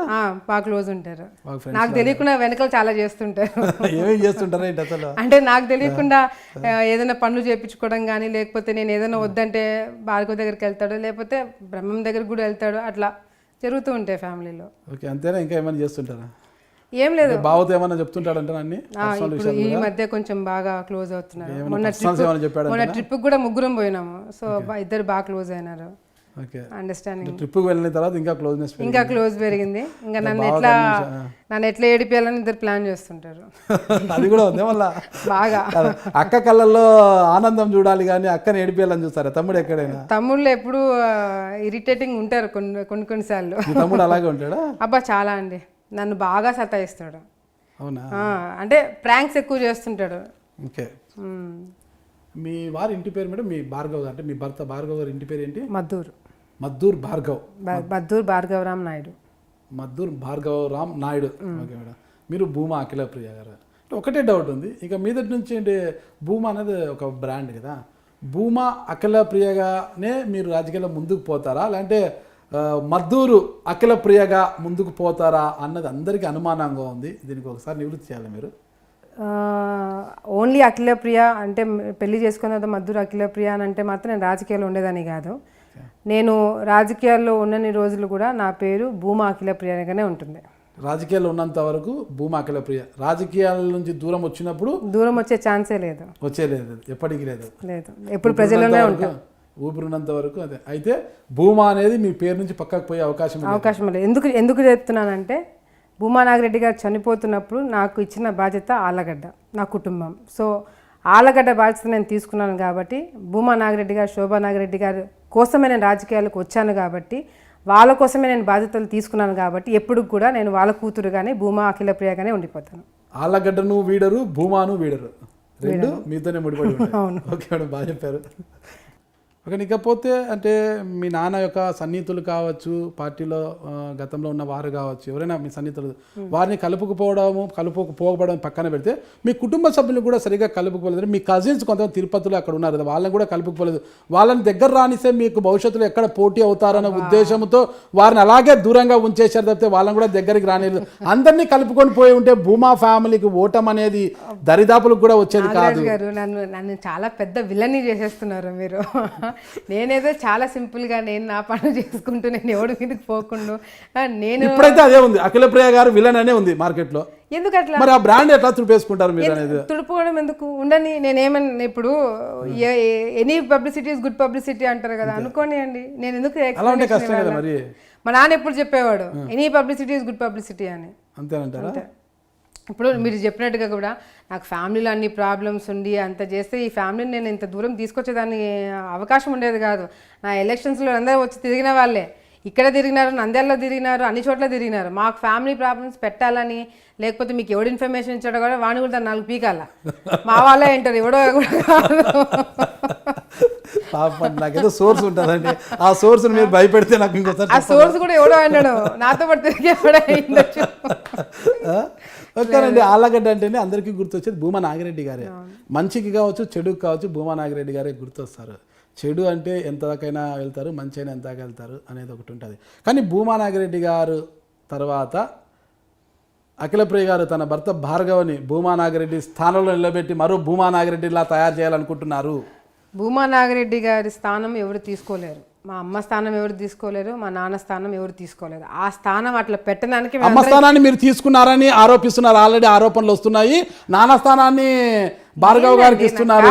అహోబిలం సంఘటనే దీనికి తార్కాణం అంటున్నారు. అంటే మా నాన్న రౌడీ గుండాలాగా కేసులలో ఉంటాడని చెప్పా మీ ఉద్దేశము? అన్నిట్లో మంచికి మంచి పంచుకు పంచి అన్నాను కదా నేను. రెండిట్లో ఉంటారనేది కదా నేను చెప్పేది. నేను అదే చెప్తున్నాను. ఇప్పుడు నాన్నగారు గుండా కాదు, రౌడీ కాదని నేను చెప్పకపోయినా కేసులు, మర్డర్ కేసులు అవి ఇవి అందరికి తెలిసినదే. నేను మంచి అని చెప్పలేను, చెడు అని చెప్పలేను. మంచికి మంచి, చెడుకు చెడు అని నేను చెప్తున్నా. కేసులు ఉన్న వాళ్ళందరూ చెడ్డవాళ్ళు కాదు, కేసులు లేని వాళ్ళందరూ మంచి వాళ్ళు కాదు. ఇప్పుడు భూమా నాగిరెడ్డి గారు, శోభా నాగిరెడ్డి గారు, మీరు అడిగిన క్వశ్చన్కి భూమా నాగిరెడ్డి గారిని, శోభా నాగిరెడ్డి గారి స్థానము నేను కానీ నా హస్బెండ్ కానీ ఇద్దరం కూడా ఆ స్థానంలో ఉండాలని ప్రయత్నించట్లేదు. వాళ్ళిద్దరి స్థానం అట్లా ఉండడానికి మేమందరం కష్టపడుతున్నాము. మా హస్బెండ్ కానీ, నేను కానీ, నా సిస్టర్ కానీ, మా బ్రదర్ కానీ, మా అక్కలు కానీ, బావలు, అన్నలు, వదినలు, ప్రతి ఒక్కరు కూడా ప్రతి ఒక్క ఎలక్షన్కి వచ్చి వాళ్ళు చేయాల్సిన పనులు కానీ, లేకపోతే వాళ్ళ బాధ్యతలు తీసుకోవడం కానీ చేయడం జరిగింది. అది ఇంతవరకు ఎక్కడ కూడా దేవుడి దయ వల్ల ఎక్కడ కూడా ఫ్యామిలీ డిస్టర్బెన్స్ రాదని కూడా నేను మనస్ఫూర్తిగా కోరుకుంటున్నా. అటువంటిది ఏదైనా వాళ్ళకి ఏదైనా కావాలని ఏదైనా డిస్టర్బెన్స్ వచ్చినా కూడా ఫస్ట్ పర్సన్ 4 మెట్లు దిగానే అడ్జస్ట్ అయ్యేది నేను ఉంటాను ఫస్ట్. ఎందుకంటే బాధ్యతలు మా నాన్న కానీ, మా అమ్మ కానీ అన్న పిల్లల కోసం ఎంత చేసినారనేది నేను కళ్ళారా చూసిన. మమ్మల్ని ఎట్లా పెంచినారో వాళ్ళని కూడా అట్లే పెంచినారు. ఒకవేళ నిజంగా అంటే ఆ స్థానంలో ఎవరు రాకూడదు, మేమే ఉండాలనే ఆలోచన నాకుంటే నేను భూమా బ్రహ్మానందరెడ్డి గారి పేరుని పెట్టేదాన్ని కాదు, మా సిస్టర్ పేరే పెట్టుకునేదాన్ని. లేకపోతే టికెటే వద్దు, నాకు ఎంతో కొంత ఇవ్వండి, నేను పోతానని చెప్పి అనేదాన్ని. కానీ మా బ్రదర్ని పెట్టేదాన్ని కాదు. అందరితో కొట్లాడి మా బ్రదర్ని నేను ఒప్పించి, మా బ్రదర్ కూడా ఇంట్రెస్ట్ లేకపోతే ఆయన కూడా ఒప్పించి, లేదు నువ్వు ఉండాలి అని చెప్పి పెట్టేదాన్ని కాదు. ఈరోజు నేను ఫ్యామిలీ విషయంలో నేను చాలా క్లారిటీతో ముందుకెళ్తున్నాను. ఎవరు బయట వాళ్ళు కానీ, నా పక్కన ఉన్న వాళ్ళు కానీ, నాకు వెన్నుపోటు పొడిచే వాళ్ళు కూడా చాలామంది ఫ్యామిలీలో డిస్టర్బెన్స్ పెట్టాలని చూస్తున్నారు. ఈరోజు నా బలం నా ఫ్యామిలీ. నాకు నా తల్లిదండ్రులు లేని తర్వాత నాకు వాళ్ళిద్దరు లేని లోటు ప్రజలు ఎట్లాగో తీరుస్తున్నారు, కార్యకర్తలు ఎట్లాగో తీరుస్తున్నారు. కానీ నాకు ఇంట్లో నాకు తల్లి లేని లోటు, నాకు తండ్రి లేని లోటు తీర్చేది మా అక్కలు, మా అన్నలు, మా బావలే. ఏదేమైనా కూడా భూమా నాగిరెడ్డి కుటుంబానికి ఓటమి వచ్చినా ఓడిపోయినా కూడా మేమున్నంత వరకు భూమా బ్రాండ్ చెరిగిపోదంటూ భార్గవ్ గారు ఇటీవల సంచలన వ్యాఖ్యలు చేశారు. ఆ బ్రాండ్ ఎప్పటికీ ఉంటుంది అంటే అలా ఏమన్నా మరో భూమా నాగిరెడ్డిలా మారుతారు ఆళ్ళగడ్డలో అనేది ఇక్కడ అందరూ అంటున్నారు. లేదు, చాలా తప్పుగా ప్రొజెక్ట్ అవుతుంది ఇది. మా హస్బెండ్ ఇక్కడికి రావడానికి మెయిన్ రీజన్ నా కోసం. ఎందుకంటే హస్బెండ్ అండ్ వైఫ్ ఇద్దరు పాలిటిక్స్లో ఉంటే అది వేరు. వైఫ్ ఒకటి పాలిటిక్స్లో ఉండి, అంటే నాకు మా ఫాదర్ ఉండి, మా మదర్ ఉండి నేను రాజకీయాల్లో ఉంటే మా హస్బెండ్ ఇక్కడికి వచ్చి చేయాల్సిన అవసరం ఉండేది కాదు, ఇంతమందితో మాటలు పడాల్సిన అవసరం ఉండేది కాదు, కేసులు పెట్టించుకోవాల్సిన అవసరం కూడా ఉండేది కాదు. కేవలము నేను ఇబ్బంది పడకూడదు, నా కోసము నేను ఒంటరిగా నేను ఇబ్బంది పడకూడదు అని చెప్పి ఒకే ఒక రీజన్ తోటి నాకు సపోర్టింగ్ ఉండాలని తనకున్న నాలెడ్జ్ కానీ, తనకున్న స్ట్రెంగ్త్ కానీ, తనకున్న ఆలోచనలు కానీ నాకు ప్లస్ అవ్వాలని చెప్పి కోరుకునే మొదటి వ్యక్తి మా హస్బెండ్. ఆ ఒకే ఒక రీజన్ కోసం నా కోసం వచ్చి ఇక్కడ కష్టపడి చేస్తున్నాడే కానీ ఇంకొక రీజన్ లేనని కూడా లేదు. ఆయనకు బిజినెస్లు ఉన్నాయి, ఆయన పని ఆయనకుంది, ఆయన చదువు ఉంది, ఆయన బ్యాక్గ్రౌండ్ ఆయనకుంది, వాళ్ళు వెల్ సెటిల్డ్ హైదరాబాద్లో వాళ్ళకి కావాల్సిన వాళ్ళకు ఉన్నాయి. ఇక్కడికి వచ్చి కేసులు పెట్టించుకోవాల్సిన అవసరం మా ఆయనకి లేదు. ఇక్కడికి రావడానికి మెయిన్ కారణం ఏంటంటే మా హస్బెండ్కి మా ఫాదర్ మీద చాలా అఫెక్షన్ ఉంది. అండ్ ఇన్ఫ్యాక్ట్ చనిపోక ముందు మా ఫాదర్తో బాగా ఇంటరాక్ట్ అవ్వడంతో మామ అత్త ఇద్దరు లేరు, నాకు ఆ లోటు ఉంది. ఆయన చివరిగా చెప్పిన మాట ఫ్యామిలీ అంటే ఎంత ఇంపార్టెంటో ఆయనకి నేను చూడడం జరిగింది. ఆయన చనిపోయినాడు అనే ఒక ఉద్దేశంతో రావడం జరిగింది. భూమా నాగిరెడ్డి గారు చనిపోకముందే మీ భర్త గారితో బాగా పరిచయం ఉండేదా? పరిచయం అంటే ఇద్దరు బిజినెస్లు చేశారు, ఇద్దరు కలిసి. ఓకే, కలిసి బిజినెస్ కలిసి బిజినెస్ లో ఇన్వెస్ట్ చేశారు. సో అట్లా ఆ సందర్భంలో ఏమన్నా మిమ్మల్ని చూసి ఆయన అట్రాక్ట్ అయ్యారా?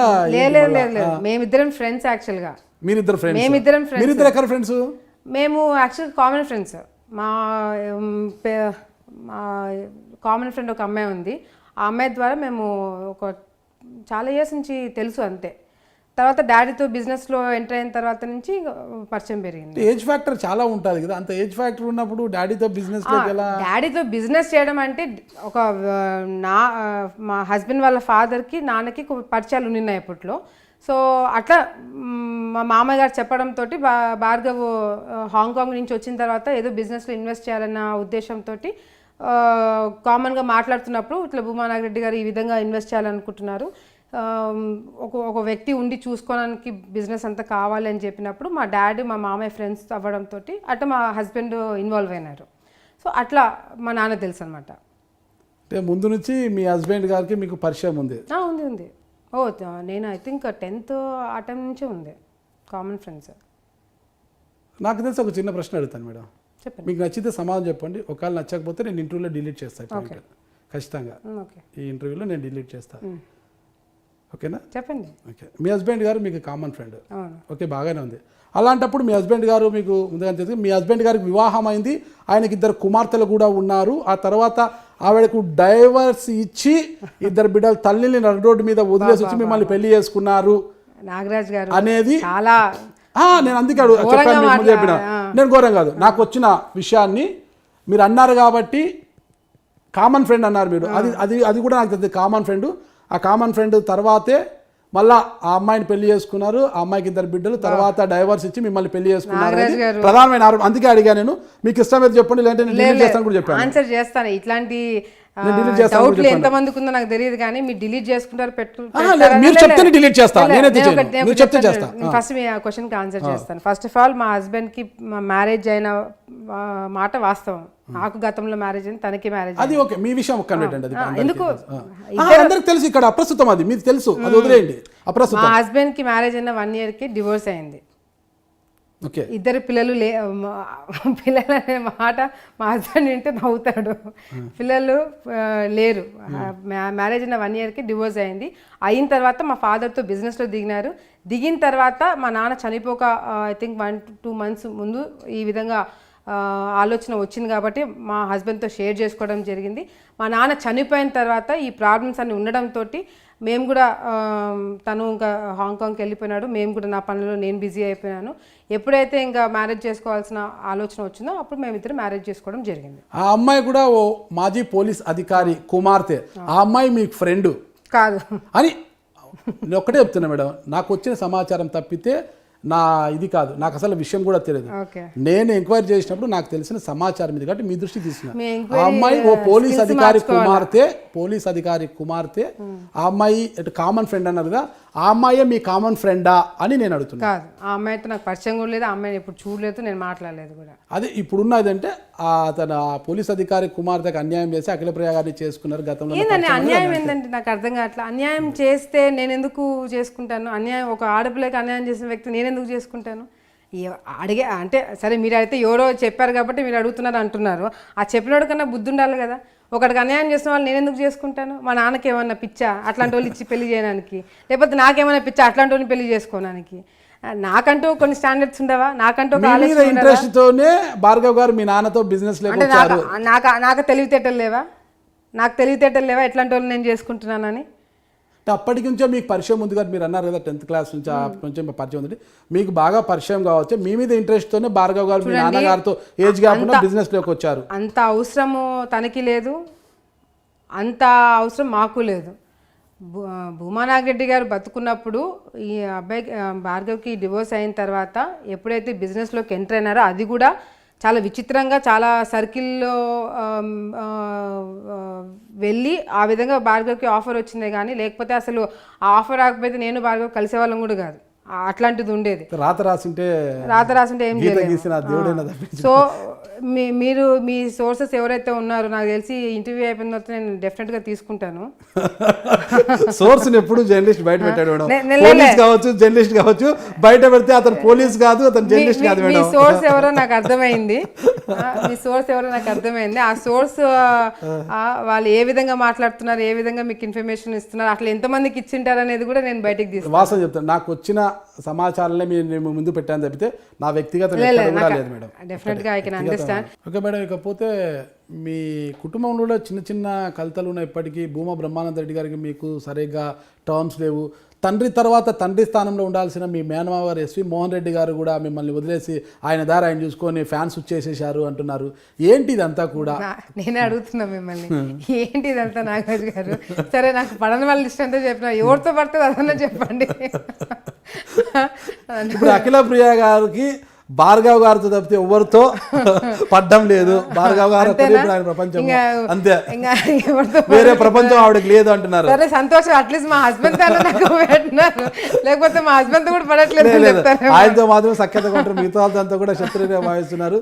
తండ్రి స్థానంలో ఉండాల్సిన ఎస్వి మోహన్ రెడ్డి గారు కూడా ఆమెను లేడని ఎందుకు అనుకుంటున్నారు? ఫ్యాన్స్ చేసాడు అంటున్నారు కదా. ఇప్పుడు పార్టీలో ఆయన ఇప్పుడు రాజకీయంగా ఆయన ఒక స్టెప్ తీసుకున్నాడు. రాజకీయంగా ఆయనకి ఒక క్యాడర్ ఉంది.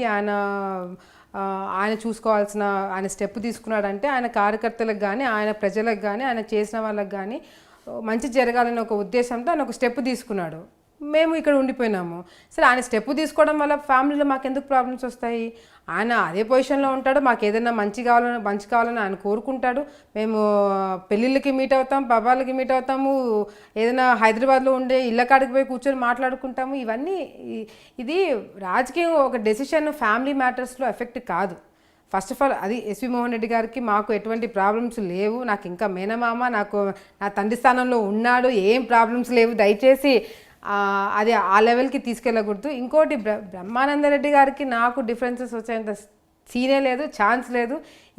వాళ్ళ జేజమ్మలు దిగి రావాలి, నాకు బ్రహ్మంకి మధ్యలో పెట్టాలి. బ్రహ్మం అన్న కదా అన్న, మీరు బ్రహ్మం అని బాగా ముద్దుగా పిలుస్తుంటారు. నాకు మా అన్నకి 1.5 year 2 years డిఫరెన్స్. ఎంత తేడా? పెద్దే కదా. అన్న అన్ని అంటాను. సో నాకు బ్రహ్మంకి కానీ నాకు మా సిస్టర్ అన్ని అంటారు, ఒరే అంటారు ఎప్పుడైనా? అంటారా? అంటే మా ఇద్దరికి అంత చనువు ఉంది. ఓకే, అంత చనువు ఉంది. మా అన్న అంటే చిన్నప్పటి నుంచి నన్ను బాగా చూసుకున్నాడు. మా మదర్ ఫాదర్ బిజీగా ఉన్న టైంలో కానీ మమ్మల్ని బాగా. బ్రహ్మానంద గారు పాపము కొంత మిల్క్ బాయ్ లాగా ఉంటారు, మీలాగా కొద్దిగా పాదరసం కాదనుకుంటాను. అంటే అదే నేను కూడా అదే నేర్చుకుంటాను ఇప్పటి నుంచి.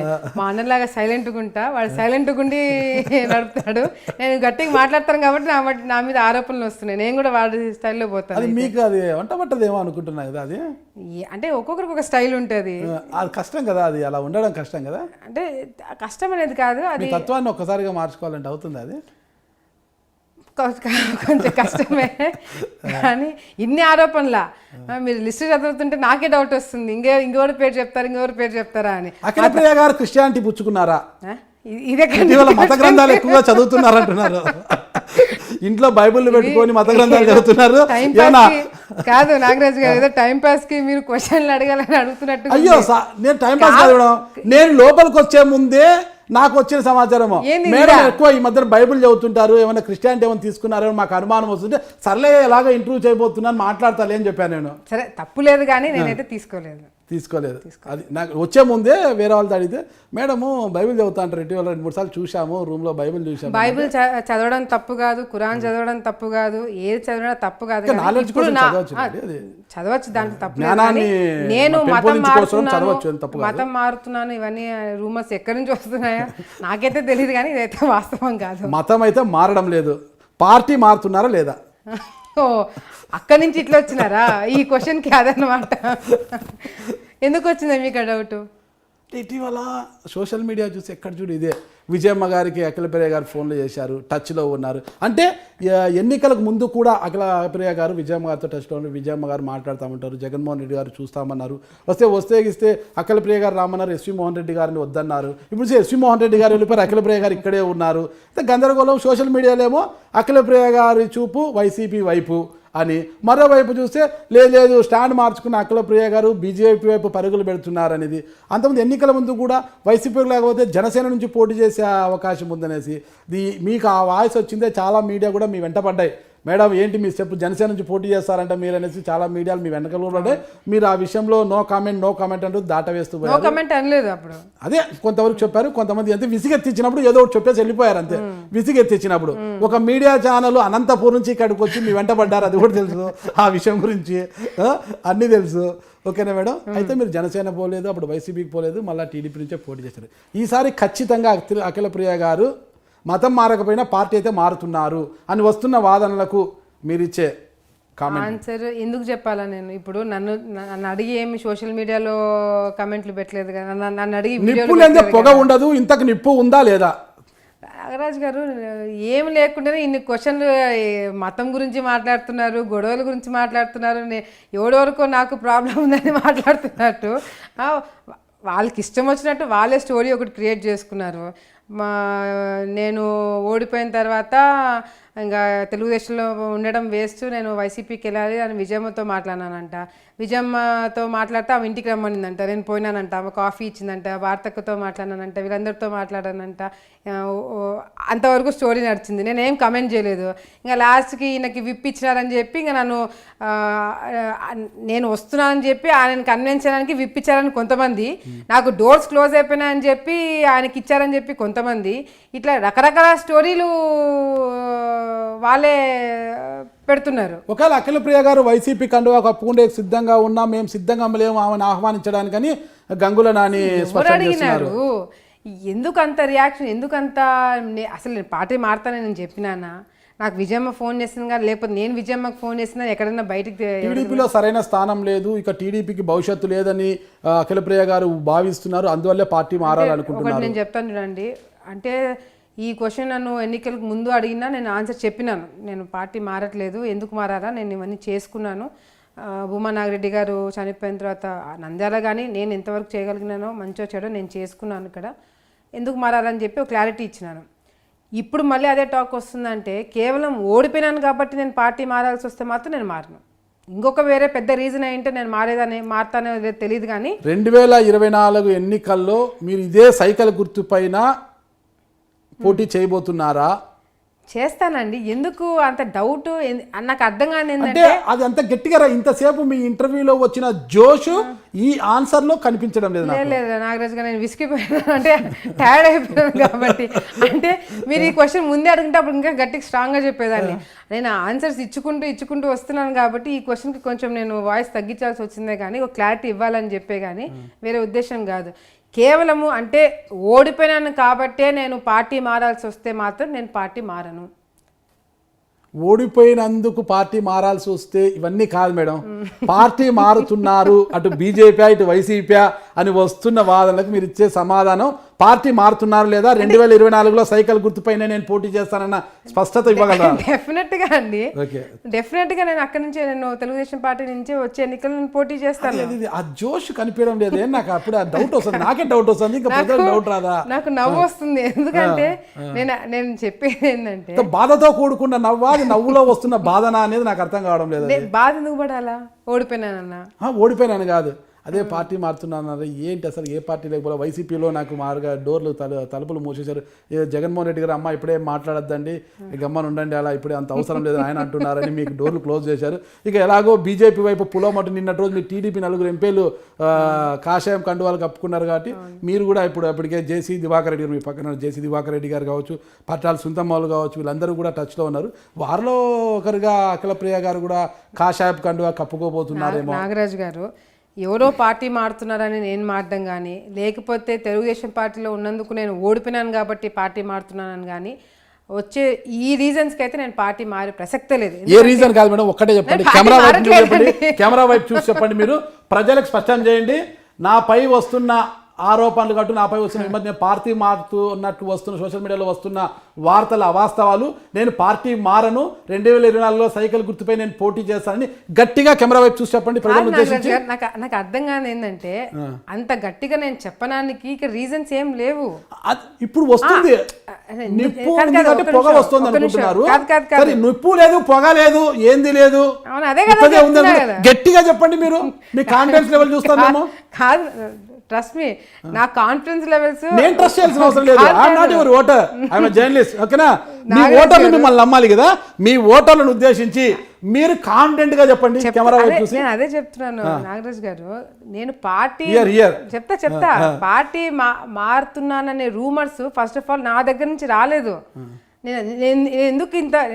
ఎందుకు అంత మీరు చెప్పిన కెమెరాని చూసి నేను నేను మారట్లేదు, ఎందుకు ఎక్స్ప్లెనేషన్ ఇవ్వలేకపోతున్నానంటే ఇది ఏమైపోతుందో ఒక జోక్ అయిపోతుంది. నేను ఎందుకు చెప్తున్నానంటే సోషల్ మీడియాలో ఇష్టం వచ్చినట్టుగా ఇది కేవలం పొలిటికల్గా అయితే నేను కూడా సర్లే అని నేను చూసి చెప్పడానికి ఒక సెకండ్ పట్టదు.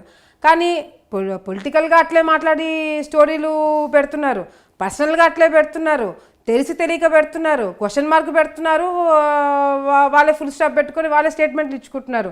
నేను ఇప్పుడు ఎక్స్ప్లెనేషన్ ఇచ్చాను అనుకో, వాళ్ళకి నేను ఇంపార్టెన్స్ ఇచ్చినట్టు అవుతుంది.